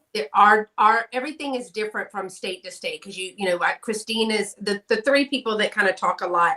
Florida, Kentucky, and Texas, they're way different, way different in each of our business license. I mean, I pay the comptroller separately because I don't have state income tax. So it's just all very different. Well, Andrea, you bring up a good, as a buyer, how long would you give a seller to find the item you purchased? The seller told me today that they were having trouble finding the item that I purchased on the 21st of January.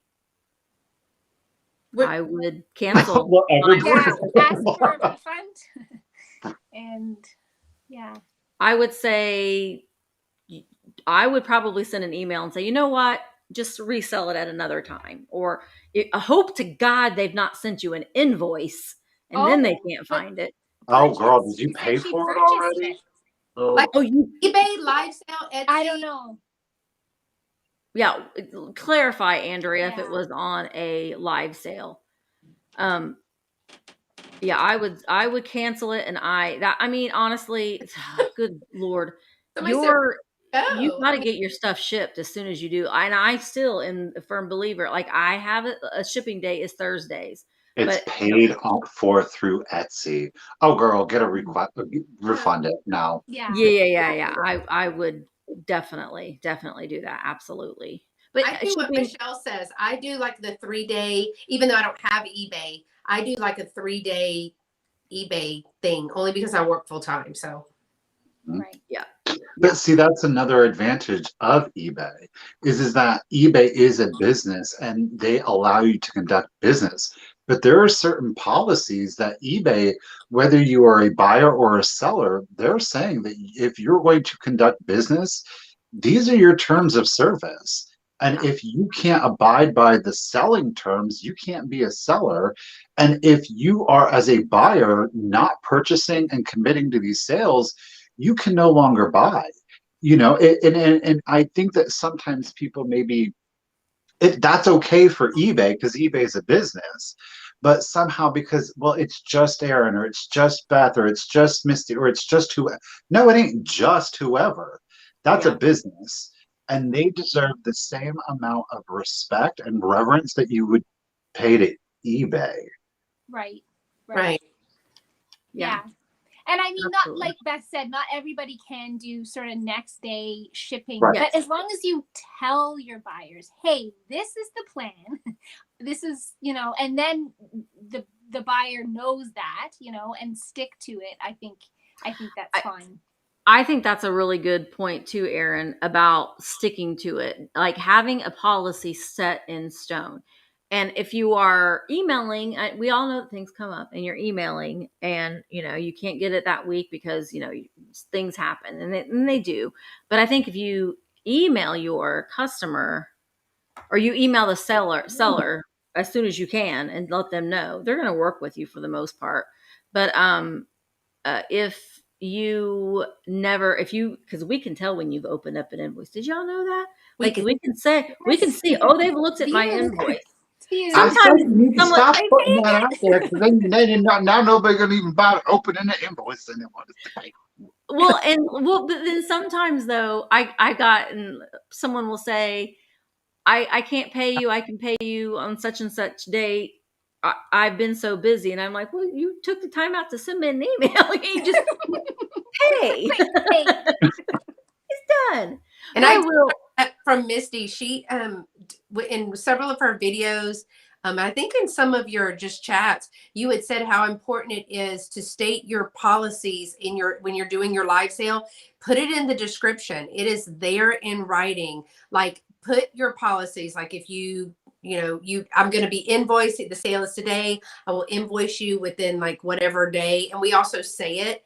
But you had mentioned about literally typing that out in the description, which has been a really big help because it then becomes kind of a contract of sorts, as much as it could be. Well, and my tip for that is don't put too much in there. Just state the basics because they're going to see you have a paragraph and they're like, I ain't reading this.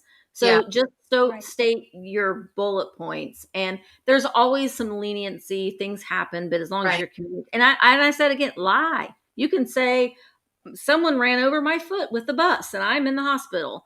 But listen, as long as you're telling me a reason and you're giving me an approximate date, I'll work with you. But you know, but like Daniel says here, he runs his business in a different way and that works for him, and that's okay.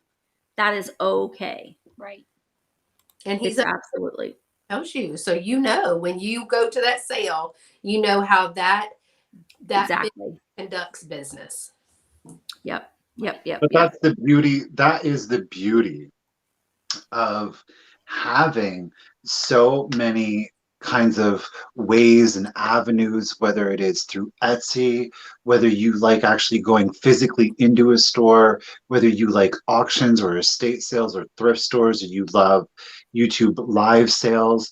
There are so many choices, again, that we as a consumer can choose to go to. Mm-hmm. And if we, for whatever reason, choose or don't like the way that a business is running their business, we don't have to go there.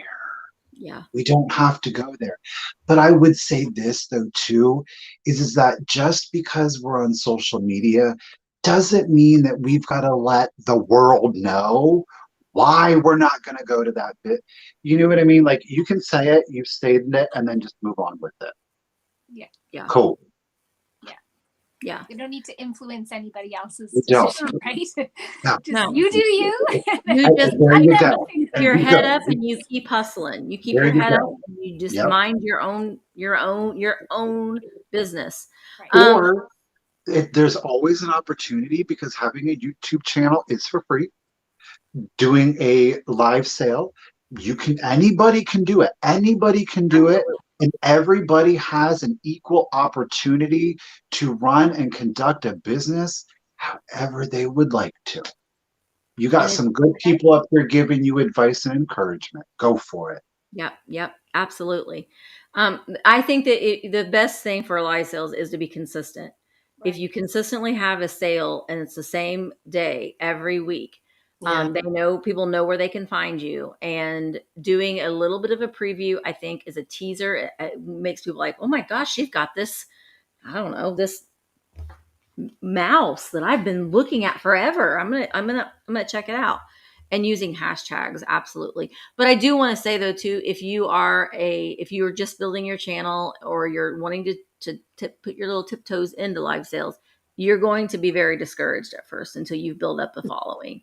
But if you enjoy doing it and you've got good lighting and you got some policies in play, you're not going to sell everything, and that's okay. Just don't give up. Just don't give up. As long as you're good. Yeah, and I said that the day that I stop having fun doing Yeah, this and doing content, I won't do it anymore. I just won't. It's not, all of this other stuff that goes along with it isn't worth it if you're not enjoying it. Suzical. If the seller takes too long and send an item I choose not to buy from them in the future, I've had to remind sellers. Girl, if you have to remind a seller, is that invoice or to receive the item? To invoice, well, maybe the invoice. Oh, maybe both. The receive I've had before, because I'm shipping from Canada, and I know a lot of people who have are used to very quick shipping times in the States. And so I'll say, just so you know, yeah, your item is on its way, but it will arrive. However, it may be a little slower than, within the US. It is, international shipping. So yeah. And that pirate ship, when it sends you an email, like when they print the label and it says your item is on the way, it gives you a tracking number. And you should be able to go in and see, when it left and where it is. Now, I always say, if you don't hear from me invoice wise, like if I'm doing a Thursday night sale, if you don't hear from me by Sunday afternoon, hit me up and say, hey, I don't have an email or an invoice from you, because I could have typed it in wrong. I could have, I have done that too. I have typed in .con instead of .com. Yes. And then I'm like, well, because sometimes when you're looking at PayPal, when you're looking at your unpaid invoices, it'll like show their name. If it just shows an email, then I'm like, okay, this is different. So then I go in and check. And I do want to say though too, I have automatic reminders to pay. But if I know I'm getting ready to make a big trip to the post office, I'm going to send a reminder, because especially if it's been viewed. Right. Well, things will go to your spam folder. So it's always a good idea to just check. And I know that for a fact, because I've missed so many messages from buyers, from people, because it went to spam. So as if you're a reseller too, check that spam folder. You never know. Maybe someone's like sending you a really nice message and you didn't see it. Jean Marie, and I saw Jennifer, Mom and Son Thrifting Fun, had an item, or had kind of a similar thing. How do people find your live sale for those with low numbers? Or when do you think is a good time to have a live sale? Probably a little bit too. I say Instagram, promoting on Instagram and Facebook. Instagram. Yep. What you'll have to forgive me. Did YouTube, isn't the community post available to everybody now though? No. 500 subscribers. Oh, it's 500 now? Oh, cool. Yeah, it dropped down to 100. So then the community tab, if you don't have the 500 subscribers, that would allow you to post photos to promote. I would say start using YouTube Shorts. That's also like, if you just do not want to mess around with Instagram, okay, fine. I think that you're missing out tremendously. Yeah. But then try doing previews on your YouTube Shorts.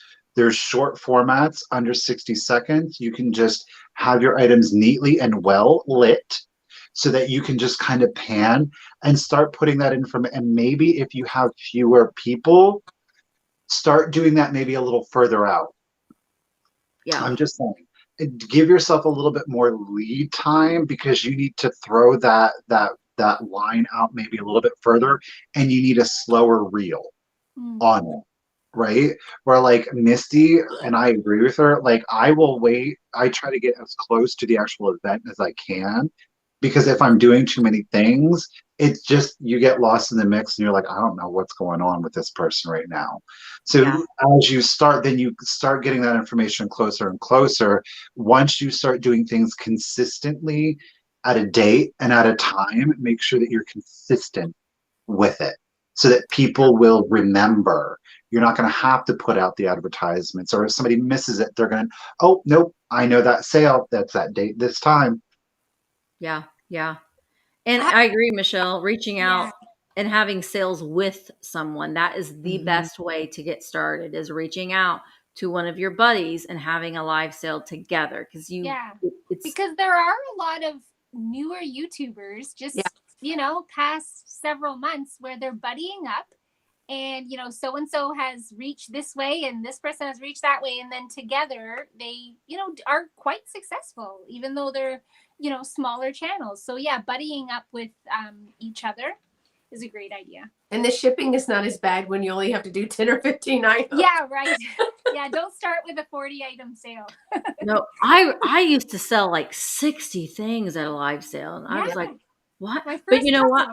That's when I was doing things all, I wasn't doing offer ups. It was all straight price. So it went a lot quicker.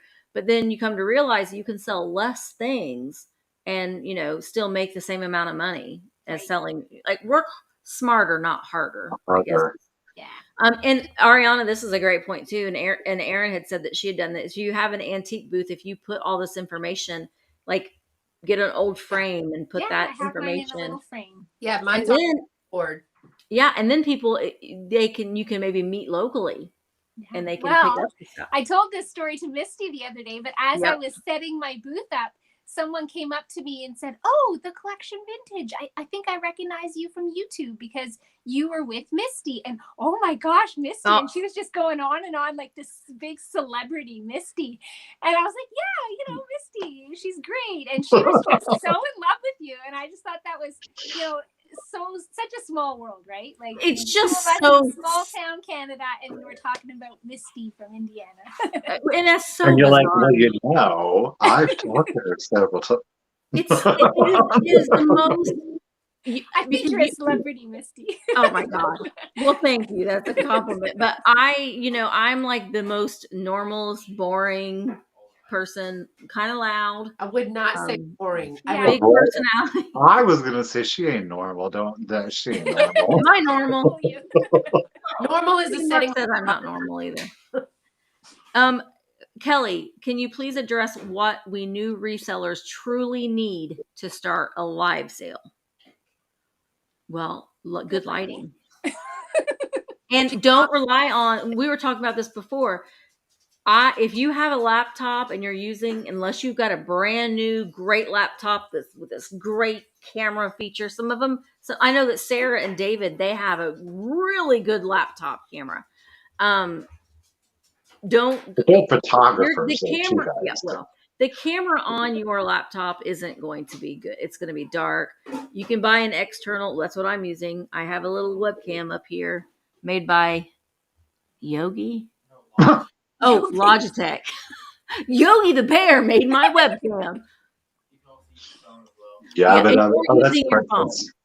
Or using your phone. Good try though, Michael. Yeah. And if you can, I know internet speed varies, but if you've got a good internet, it's kind of important because there's nothing more frustrating than trying to watch someone do a sale, and I know you're having trouble right now, Beth, but if you can, try and upgrade your internet speed. Yeah, it's hard. And Michelle over on her channel, she did a really good video that explains YouTube live sales from the beginning and end. People have asked me to do that, and I cannot. I get so frustrated because you have to do a lot of different shots and camera shots. And I'm like, and then I'm always saying, I'll be editing it. And I'm like, well, you didn't even talk about this, you big dummy. You didn't even talk about that was a big thing.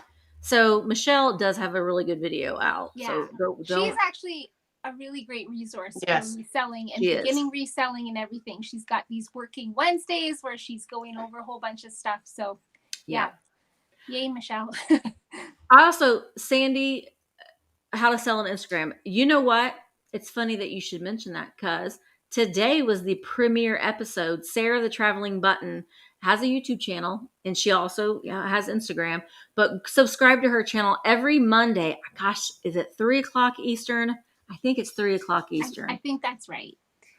It was amazing today because she talks about how to have Instagram. It's all about Instagram how-tos. It was amazing. And so make sure that you go over to the Traveling Button. And it was a great, great show. I was sad I caught the last free. Yeah, you're getting free tutorials. So yeah, it was. See, it was a great show today. It was awesome. I loved it.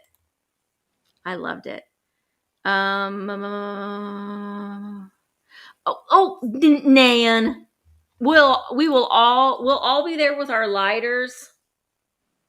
Nan's having a sale today, like the Olympics. Dun dun. She'll be out there paddling. Wait, there's a big wave coming. A zoom on her raft, bless her. Oh my gosh, Nan. Oh, Sarah can't type. Well, it's just if you go to the Traveling Button on YouTube. Yeah.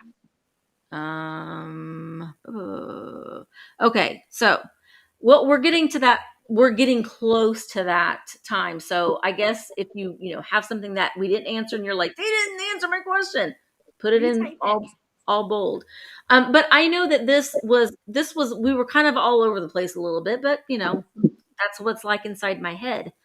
Welcome to but I think the out of everything that we've talked about tonight, the best thing that you can say is just be kind to one another. Oh yeah. Don't get all up in your feelings at a live sale if someone's doing it a way that you don't like, or if someone wins something and you don't win it, because you know what, you'll get it next time, or maybe not. I don't know, but that isn't anybody's fault, I guess is what I'm trying to say. And remember to put things in perspective, right? Like absolutely. This is buying vintage items, so fun, but really on the grand scheme of the world, let's remember. Yeah, we are not selling the long lost Cupid companion book. Right. Like these are hard to find, but it's I not. was about to say, but don't lie, that's hard to find. It is. I want it. I love it. Or that Viking resource book. Holy tamale! Yeah, one of them is really expensive. $1,500. No, not that one. I didn't even see that one. That's like, No, I wasn't even in the $1,000 range. There's one that I was looking at, and I was like, it's like $487 for a resource book, and I was like, oh my god, I might have to Google it. I just cannot. Well, I am wanting to get a Cupid tattoo, and I'm trying to figure out which one I like. And Rose O'Neill. Yeah, well, it will definitely be Rose O'Neill, but and I really want that. Was the Cupid what you were just talking about? Your unicorn? You want to find? Yes. So get that as a tattoo. Oh my god, that would be cheaper. Oh my god, and you would always have it with you at all times. That is a great idea, Erin. It would be a lot cheaper. I'm really liking this little guy. Give me a hug. Oh, okay. I love them. This is a great book. Yeah, it would be cheaper for me to get a tattoo of that dog than it is to buy that dog, right. Probably, because it is very expensive. Okay, yeah, I think that this was a great conversation too. And Michael and I really want this to be like a forum where we're talking about a multitude of things, because things change from week to week to week to week to week. And it was a Cupicorn. Oh, tiger. That's a good idea. Cupicorn tattoo. You could have it all right there in one little spot. Yeah. We don't spot, but I'm just saying that one little spot. Yeah. Well, all right. I only have one tattoo, and I got it on my wrist. And I was asking the guy that did it, as he was giving me my tattoo, and I was like, where's the part that hurts the most when you're getting a tattoo? And he was like, well, your foot and your wrist. And I was like, oh, really? But yeah, there was a guy that he was getting a tattoo on the back of his head. Could you imagine? No. I mean, no. I'm not hating on anybody, but I can't sit still that long. I got this tattoo and it took an hour and I thought I was going to lose my mind. Like, you're going to have to strap me down to this table. I got stuff to do. Got stuff to do. Yeah, some people were saying on the top of the foot. I think I'm going to get my next one like here. Okay. Maybe. The finger is the most painful. Oh. The top of the foot. I mean, can we just start with some like markers in case we don't like it, or some henna? I mean, I'm not sure. So Beth, you don't have tattoos? They have one. I think you can either order it or something, but it lasts for longer. But it's like a press-on one. I mean, it's not like one of those ones that you used to get in the bubble gum, but they're nicer. But you can try it out and see if you like it. Yeah. I had bought one that was like that too because I wasn't sure where I wanted it for sure. I overthought this tattoo way more than what I should have. So I did that because I wanted to see exactly where I wanted it. Michael, we will be getting, maybe we can all get neck tattoos when we go out to Colorado. That's just not me. So you don't have some of them are really nice. Michael? Like some of the ones like I see like on the throat. I know that sounds extraordinarily, but some of the ones that I've seen, like because I've seen like a lot of butterflies or moths, flowers, birds. Some of those are really cool, but it's just not me. Like David, yes, I have them, but I want to be able to cover them. David needs to get junk drunk on his knuckles. So he can be like, who are you? I'm junk drunk. He needs an extra one. All right, guys. Thank you so much.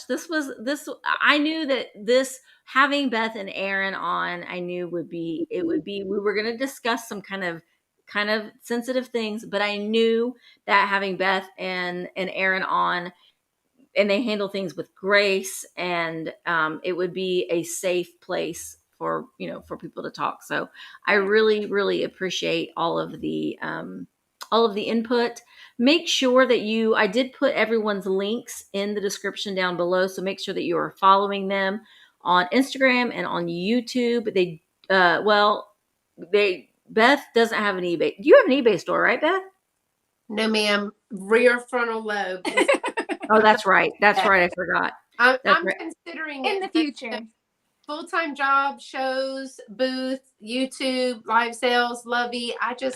Something's got to get. A lot. Yeah, it's a lot. It's a lot, but so make sure that you are going over and following them, and you follow Erin on her Instagram, and we can all go on the journey of her and her adventures with having her booth. Yep. Now, where can people find you next on the tube, Erin? On the tube. Well, I did just film a Thrift With Me video today. Yay. So that to me is a big deal because I find those very hard to film, but I filmed one today, so that'll be uploading within the next week. And but my next scheduled video is I'm going to be participating in Catherine's For the Love of Vintage collab that she is doing. It's a shorts collab. Okay, I'm stressed out about that. I don't know if Catherine's here because you have 60 seconds to say. That's what I mean. Well, I can't pick one item. Well, I'm going to pick one item, but I'm going to say I have a hard time picking one item, and I'm going to show a whole bunch and then end with one. I cannot talk that fast. Because I can't just pick one. It's too hard. It is. I'm going to attempt. I'm like, because I try those shorts all the time, and I'm like, and you start talking, you're like, and then you're just on. Yeah. Well, that'll be my next one, which is going live on Valentine's Day. So that's coming up. That's coming up. Yeah. I want to try to film that tomorrow morning. Beth, what about you? Well, I have a video every Tuesday and Friday that drop. And then on the 13th, I am having a live chat with Dolores, Miss Damn Jewelry. I won a mystery box from Catherine Young, and it's actually a fairy lamp full of vintage jewelry. Oh, wow. And we're going to go through it, and Dolores is going to tell me what it's all about. So that was a really super fun. I got that, y'all, it was only like $35, and it's huge. It's packed. I haven't opened it yet. Awesome. I'm dying to, but we're going to do that on the 13th at, I think it's 11:30 Central Time, so 12:30 Eastern Time. Then on the 17th, I am having a live chat with Barbie from Punk, Funk, and Junk and Patrick, Trusty Huckster Mercantile, and we are going to be talking about the pros and cons of having an antique vintage booth space. Right, because Barbie has one, right? And yes, because Barbie got Patrick one. And Patrick has had a couple. Okay. And I've had one for probably almost 2.5 years. I've been in one spot for about 2 years, and I had one from before. So we're going to kind of talk about the pros and the cons, the different types. Mine is very different than theirs. And then I have a huge show. Junk Hippie in Rosenberg is an all-day market that I'll be setting up for. So I'm excited about that. Yay. Well, make sure that you're following them so you guys can keep track of all of those dates as well. Michael and I are having a live sale tomorrow on my channel, 1:00 Eastern. And then Tuesday, I'm having a live sale with Barbie, Punk, Funk, and Junk. So that's going to be a real fun sale. She's so sweet. And then Sunday nights, we have our Four-Eyed Vintage on Sunday nights at 8:00 Eastern on Michael's channel.